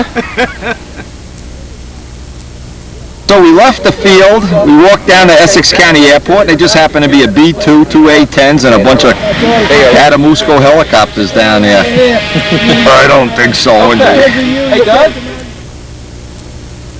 Yeah, but they say you can't. Yeah, it's a Gatling gun with wings. Because it'll overheat and stuff like that. You don't need to. 10,000 In the American language here, oh my God. Wait, here's a cool story. What's a film that? Mustangs. I love Mustang. All right. Danny, if I remember, I'll bring you up some of those Mustang books that Bill Zimmer loaned me. You can check them out next week. Okay. Just there's something about the camaraderie of just hanging around looking at pictures and old magazines and Spitfire books, and in between you get to fly and compete. Tom Hampshire doing his old-time flight here. We missed half of it.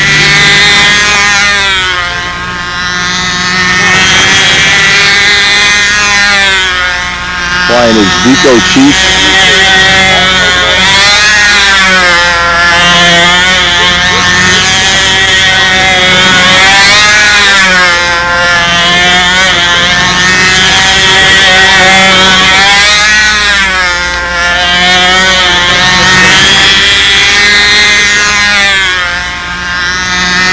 Boy, it's turned out. I hope next week is the closeout contest of the season for us. And then we generally, at that point in time, we're already starting to build. At that point in time, we'll be starting our building mode.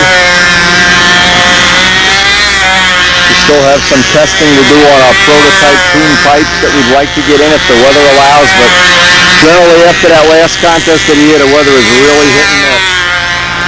We're going to have guests from England coming over, Midgley coming down. Guys starting their normal building program for the year. Rich Jacobone's already got his wing started. He's got a lost foam Strega wing. Ken Kaiser's going to be coming up to the shop. There'll be a lot of stuff happening, so we're looking forward to one of the best building seasons ever. And we have got plans and prototypes and carbon fiber stuff. I don't even know what I want to work on sometimes. Carbon fiber belt cranks in full production. Clean pipes in every pocket. Still like to do some testing of that bubble jet tank. Yeah, he even had me faked out here.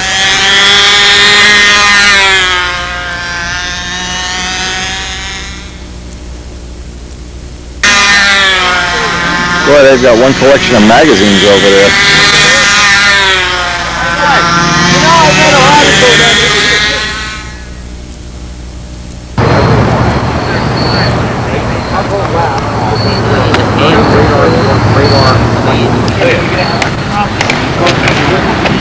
And it's fine. Hey, Costello! I better take a walk down.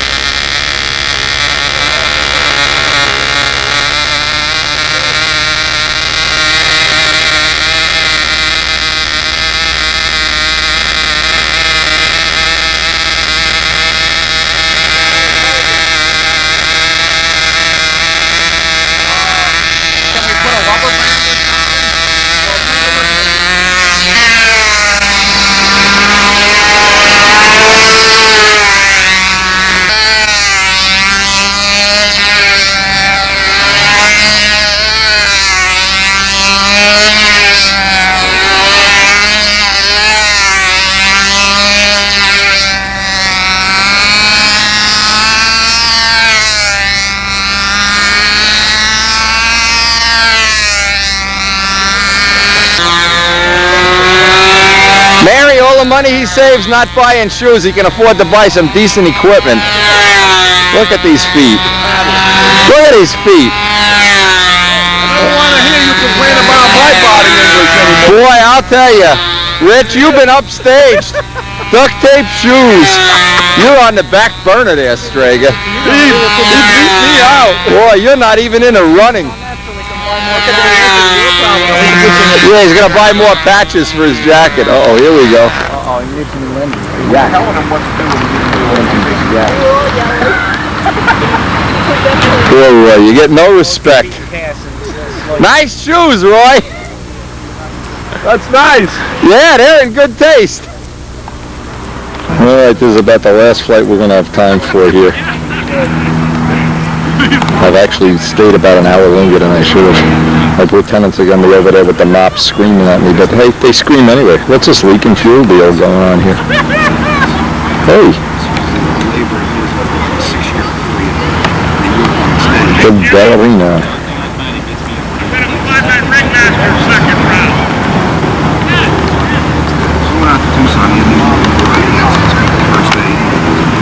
Yeah, it was dripping away there while I was standing here.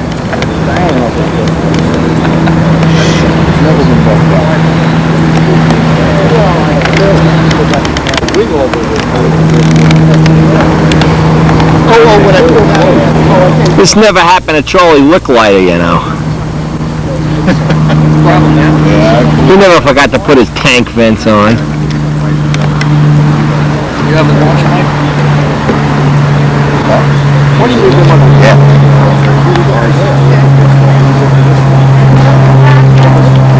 Great.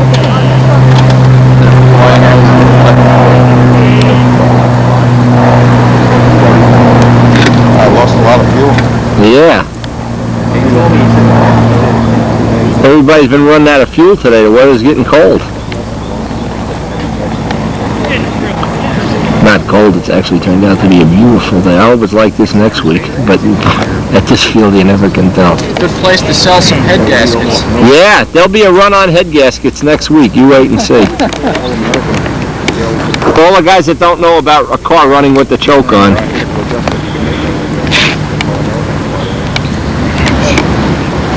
You want fuel in your head.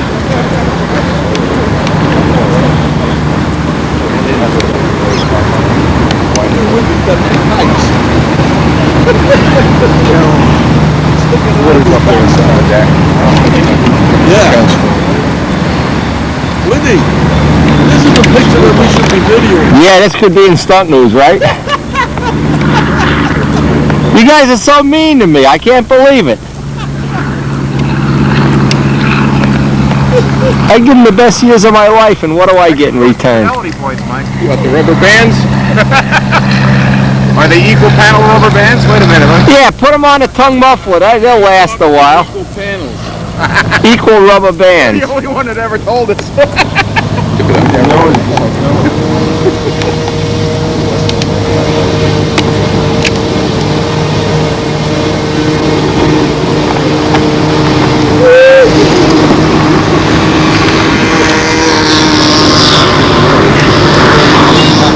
Poor pilot's getting a headache standing upside down here. There we go, fuel injection.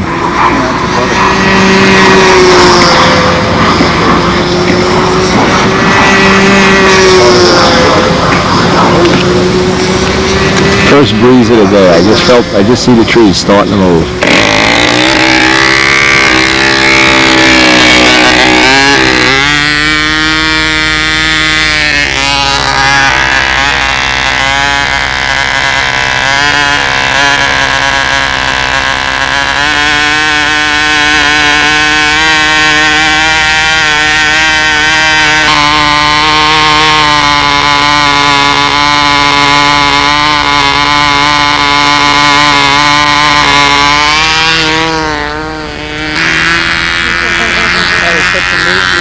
Oh yeah.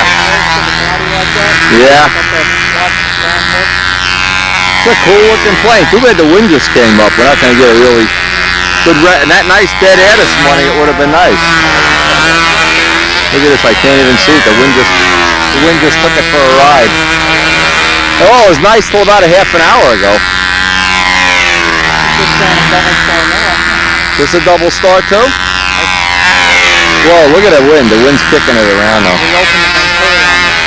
Bigger Venturi? Yeah, he's got a nice motor run on this. What are you talking about?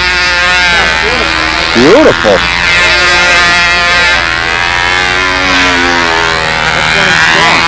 Yeah. It's a cool looking plane. I flew it 2 years ago, or a year ago. No, 2 years ago.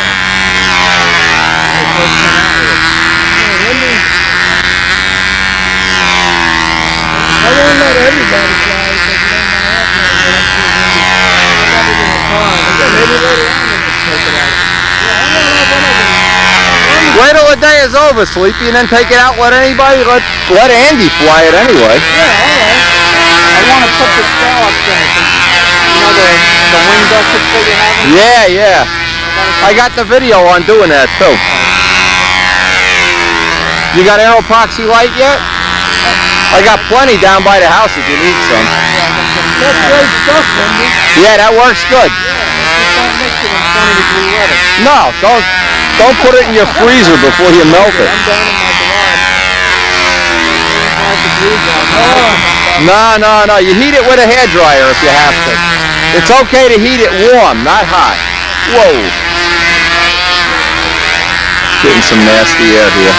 I would never fly that airplane. Nasty air. I would never fly that airplane. Getting bumpy now, Sleepy. You see the wing rocking? Yeah, it's beautiful. I love that. See how it's all. Got the wheel transfer. It's like everything's squeezed together. Boy, he's got a nice motor run on here. I love the motor run.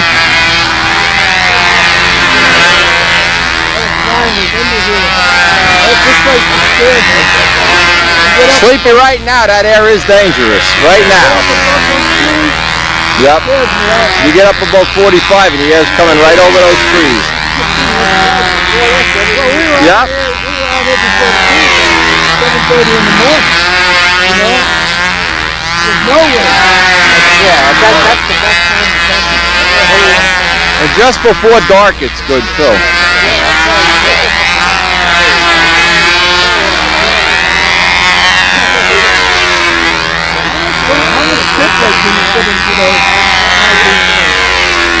He's got clay on a wing. I think he needs more. He needed more anyway before. He's got clay. I think you could use just a little bit more. You don't think so? To tell you the truth, I'm not a really good airplane spinner. I don't know what to look for. I can tell you whether the wing going like this too much. Whether the wing is dropping. Well, that'll happen too if you put too much. Too much,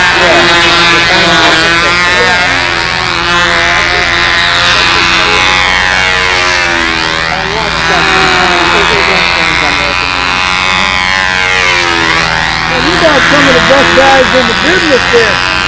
It doesn't matter. And Luke Dutton, they're very good at this.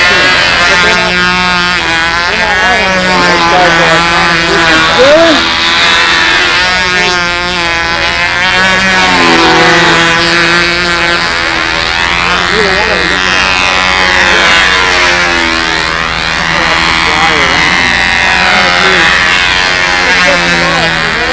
Those guys, they have so much knowledge.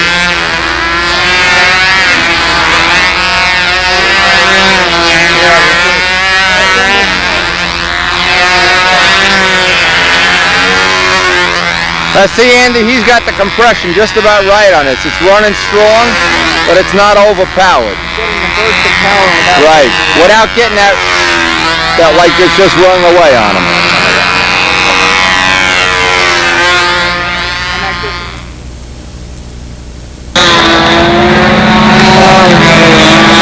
I love that. Lands on the grass, nice too.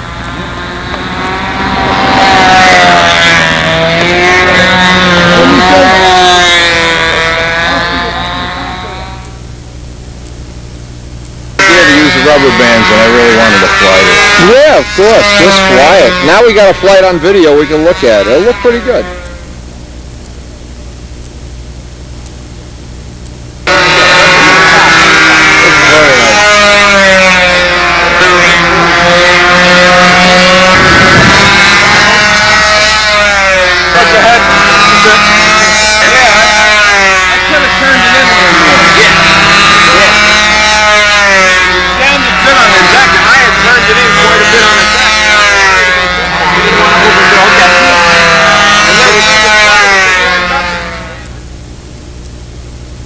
Idea how much flood damage we had. This used to be the club outhouse. Anyway, it's been a good day. We've had a good time. Just surveying over the field. Some of it's still a little mushy. Turned out to be a good day, but again, sorry we can't stay the whole day. We have a life outside of this. Today, I didn't know how much I was going to get done today, but I have my little basic little dimensions that I want to work from for the new plane. And I have these drawings that came from Joe Adamusco. Now the only problem is these show a cuffed wing, and when he laid out the ribs for this, these are all Al-Rabe airfoils. Well, none of them really match up exactly. I've traced out 3 of them. So what I'm going to have to do is a little bit of interpolation to make my own templates that are going to be very close here. Now, the rear stang, to give you an idea what we're trying to do here, we're trying to use Al-Rabe's airfoil or something real similar to it. And by the way, it's a very, it looks like a very thick airfoil anyway, just for one. But the one at the root needs to be changed. So from this, what I'm going to do is hang on to these, do my own little interpolation, because I want to try to maybe today get the templates carved up. At least then I can work off the templates the next day I have some time available and get a rib pattern made up, and then I can lay the ribs right out on the plans here. Again, Joe did a marvelous job. These are really accurate drawings, but what I need to do is make myself up a set of workable templates and do a little interpolation to get the sizes right, because again, this is going to be not a copy of Strega. It's going to be very similar to it, but we're going to be using a whole different wing, whole different airfoil. Now this is, I just took this out. This is a set of the old Strega, the original Strega, I don't know, the Strega, whatever we're going to call it. These were an extra set of ribs that Joe had made up, and you can see what we have in essence is the tip has a lot more rake to it. Actually, the wing has a lot more rake to it.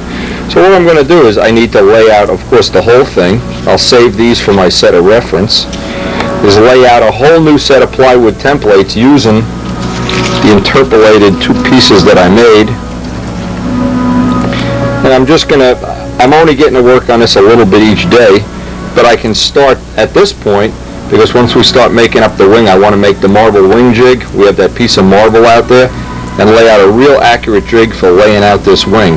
But anyway, by starting with the half pieces, what I'm going to do is lay these out on 16th plywood, carve one side, flip it over, then carve the other side. And that's the way Joe Adamusco came up with that way of doing it, and it really works well. That's a really pro way of doing it. I'm just looking at now, because this is Al-Rabe's airfoil, I'm looking at, it's pretty close. And I took this right off the plan, so really amazed how close these airfoils all are. And if you compare it to any of the modern designs, they all seem to fit into. This looks like it's a pretty good copy if you work right off center. Of course, there's a different taper angle in the wing. Now, the reason for the more taper is because the rear stang has a more accentuated rake in it, and that's what I'm trying to evolve into this wing, where the normal Strega is kind of a squared off wing. I want this wing to have more leading edge rake and less trailing edge sweep, so it more looks like the rear stang wing. Now, way that I've kind of copied Joe Adamusco's way, and I'm just putting this on because I'm going to go over to the belt sander, rough cut these out, and then just work right up to where I have the line on. So I'm trying to use a thin, one of these thin ink marker pens. Again, you just tape it on, I think what Joe has done, and it works real well, is he's contact cemented the template right down. And again, you get a lot more accuracy if you only make one-sided templates. When you try to make both sides the same, any inaccuracy or any variation just mirrors out into the other side. By making half templates like this, and I'm going to show this method as part of this little adventure we have in making templates. And we're going to use these to actually cut the ribs. When we cut the ribs on what'll be the upcoming tape showing the wing construction. And this is a spare doubler that we have.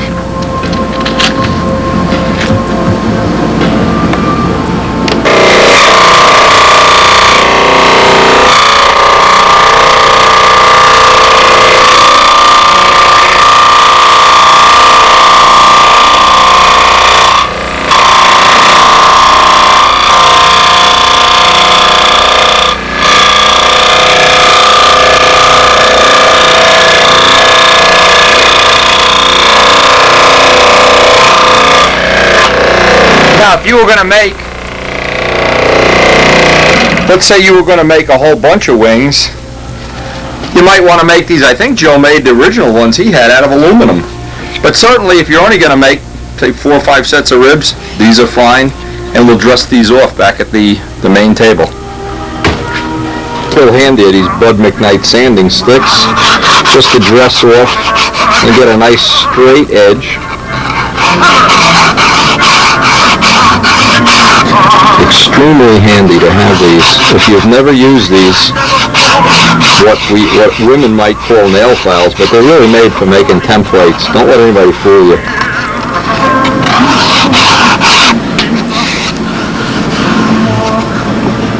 Anyway, that's a real easy way to rough out one half of the templates. I'll do the other one off camera.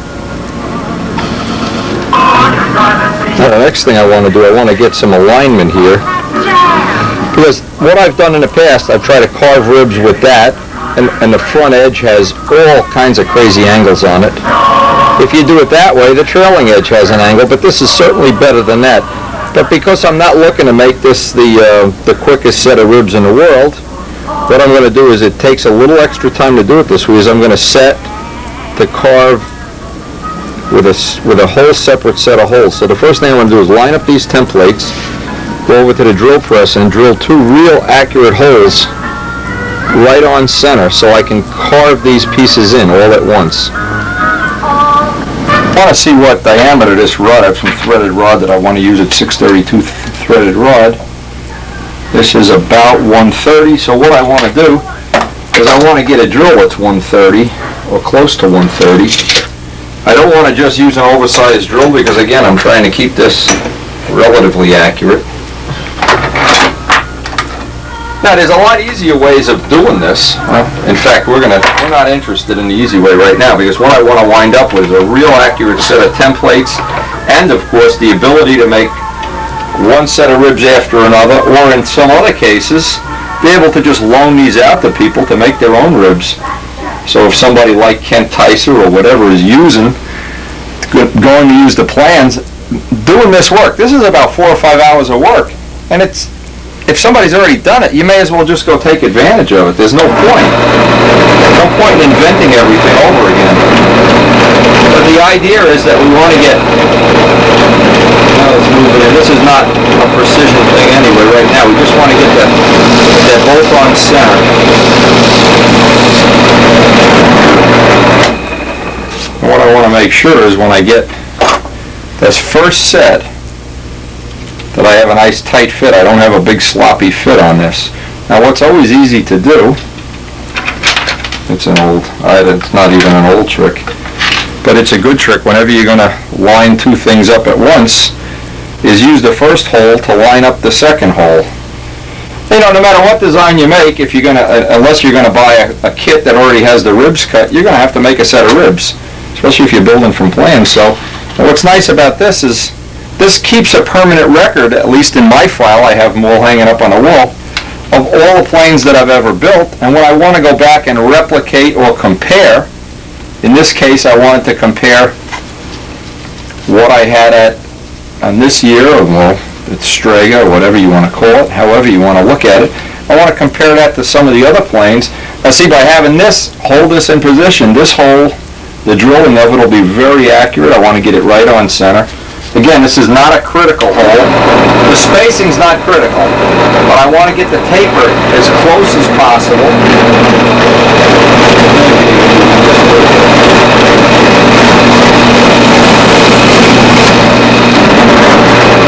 Because once I flip this over, of course, then this is going to be the mirror image for the other side. What's nice here too for this operation is having these nice wide face blind nuts. Again, right now, this is only one step of, I should deburr this anyway. There we go. But what I want to ensure here is that I can drop one right on top of the other. I wouldn't want to have this a sloppy fit right now. I'm trying to keep this part as really as accurate as possible. Now, next thing I need to lay out the notch for the leading edge, the notch for the 1/4 inch square spar. Of course, what we're trying to do is I want to get a nice tight fit. So in this case, I want to leave the line on. When I cut this out, I want to leave the line on, and I want to leave a little area that I can get in there with a sanding block when I go to lay this out. So the first one is I want to lay out the leading edge notch on here, just using a piece of 1/4 inch, and then leaving it just a little bit undersized. Once you make this too big, gone. You need to have, that's a cool sound, I do duck imitations. Just get that on there and leave the line on. The mistakes I've made in the past is I've made these notches larger than they have to be. See, now here's a piece of hardwood. In fact, it's a little tool that Bob Martin's made with a magnet on it. But what I'm going to do is I'm going to take enough material off of here so it's undersized, and then put that sticky back sandpaper on there, and that'll allow me to get a true 1/4 inch notch in there. Now the 1/4 inch spars that we use are just under. In fact, they're not exactly square. Not really critical. This is not a micrometer job. What I want to do is make this piece undersized enough that I can get that sticky back sandpaper on there. And if I go too far, obviously I just make up another piece. But I want to get it that the dimension with the sandpaper included, and you can't eliminate the sandpaper, is going to be exactly the same as this when I'm done. You can take any grit you want, but the sticky back paper is really, I probably can get it on all 4 sides if I'm careful here. Probably only need 3 though. All I need is a 3-sided thing. But I want to see if I've gone from anywhere, and if I'm undersized, that's fine. I'm undersized by about 10 thousandths, which is good because it'll allow me some slop. This will be just undersized enough that I can get the last little bit out. I'm going to leave the line on. So I don't want to have it that this then sinks in here, or then I lose all my nice contour here.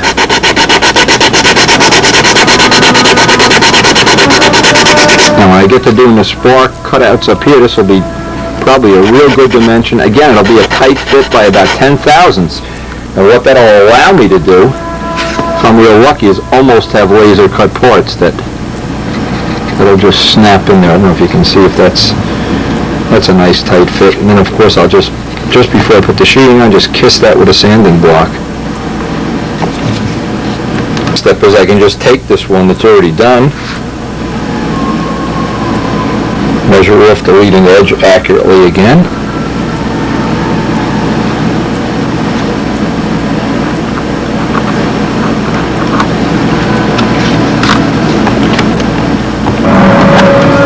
Now having that sanding tool, so convenient, but we know it's undersized by just a little bit, so I want to see if it's just a slight amount, and that they're both identical.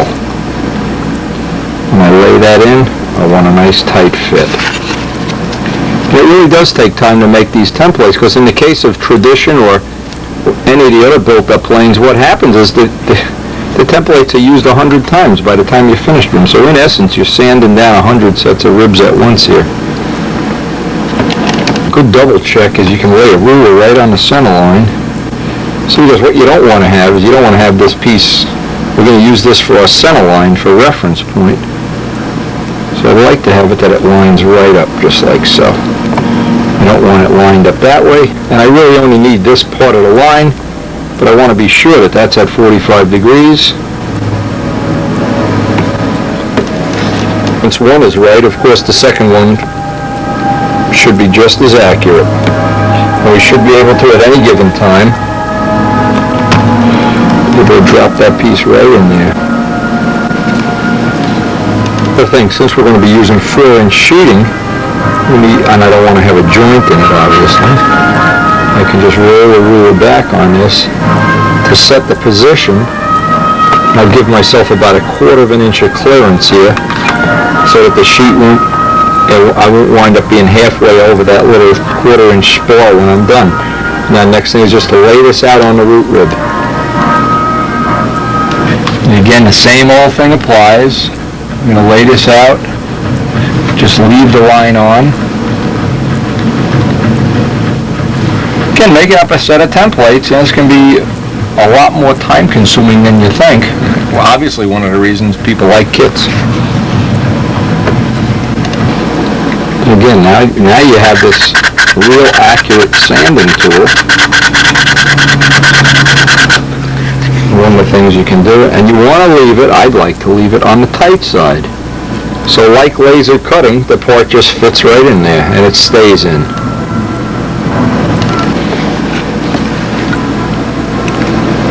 And a little sanding around the edges, but I still want to maintain that fit. It's that fit that I really want to have. That I don't want this to start getting bigger and bigger and bigger, so that these parts, when I actually put them all together, they're not going to just press together just like they would if we had laser cut parts. We've laid this out. It'll be very nice. I'll just line up the holes. Very nice to carve our notch in a straight angle. If you've ever tried to do one of these deals, forget it. It's just impossible. So I'll mark that spot, lay out my 1/4 inch area.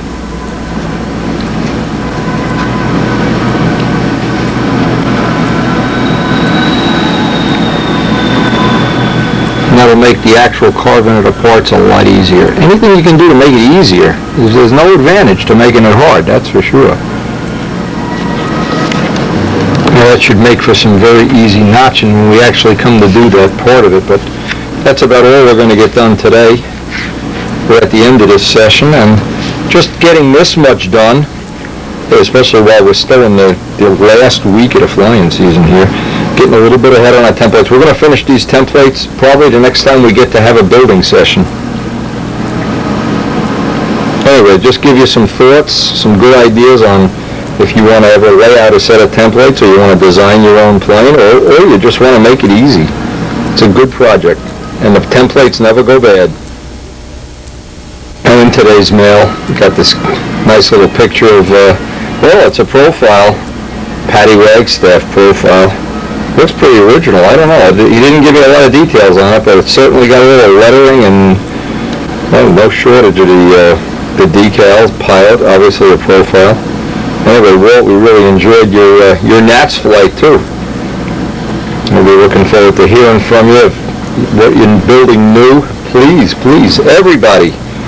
We have a couple new subscribers that I hope are going to be sending us some pictures of their planes, and hey, that's part of the fun of having these subscriber videos, is you can just, whatever you happen to have, take some pictures. We'll try to get them in Stunt News too. Before we close out the video, I want to thank Dave Midgley, who's been doing a lot of behind-the-scenes work, getting us samples of different composite things that we might want to use for our upcoming project. And this was one of the nicest, this BGF Industries, Greensboro, North Carolina. Anyway, one of the things, kind of excited looking at this myself, they have some real nice tight weave cloth, and the tighter the weave is, of course, one of the advantages is, even if you're just making a cowling, you want to have a tight weave, so that you don't have as much resin. The more cloth and the less resin you can use, the stronger and lighter it'll be. They also, of course, make the same thing in Kevlar. Kevlar is a little more difficult to get to bend around corners. It's difficult to cut. And of course the last thing we have is the lightweight cloth. This is 5.7 ounce cloth, but they are supposed to send us, and we'll probably have it by the time you get this video, probably have some, it's in the 3.8 ounce range. It's even lighter than this. And all of this, obviously this is what makes a lot of these helicopters and F-16s and things possible. You just can't do this stuff without, you know, if you had balsa wood, you can't make an F-16. Well, I really appreciate all the people that have, look at this, I can't even get this whole thing back together. I'm taking a kid out of a box. Anyway, and one of the things, there's other things in here. This is the kind of stuff that gets me excited, the Nomex. And we're starting to get a file on all of the possible materials that we're going to be needing to do this composite, the composite fuselage. But at the same time, if that kind of stuff doesn't turn you on, hey, we're still going to be making a wood body too. So anyway, it's kind of the best of all worlds. And I want to thank Dave again for all the effort he's put into this project so far. In fact, he's going to be getting the number 2 carbon body when we make it. And again, thanks for joining us. Please share the tapes, and we'll see you on the next video. We'll be hopefully cutting ribs. See what's happening at the club field Sunday. That's the end of the flying season, and we're going to be building away like a wild man here.